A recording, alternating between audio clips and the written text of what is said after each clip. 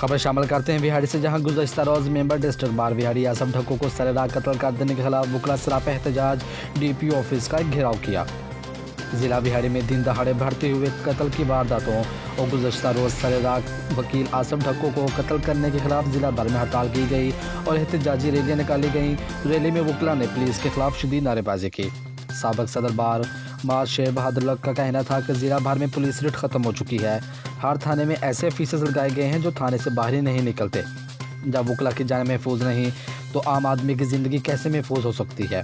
साबिक सदर बार फयाज अहमद लखवेरा का कहना था कि पुलिस की बेहिसी देखें कि 24 घंटे गुजरने के बाद भी मुलजमान गिरफ्तार नहीं किए जा सके। आज पूरे डिवीजन में वकला ने हड़ताल की है। अगर मुलजमान गिरफ्तार ना किए गए तो एहतजाज का दायरा कार पूरे पंजाब तक वसी कर दिया जाएगा। इस वक्त पूरे ज़िले में चोरियां, डकैतियां और कत्ल की बढ़ती हुई वारदातों से शहरी खुद को गैर महफूज समझ रहे हैं। वकला ने डीपीओ ऑफिस का घेराव भी किया और पुलिस की नाअहली के खिलाफ शदीद नारेबाजी की। मज़ीद खबरों और तफसीलात के लिए देखते रहिए पासबान लाइव न्यूज़ HD। आप हमें फेसबुक और यूट्यूब पर भी फॉलो कर सकते हैं।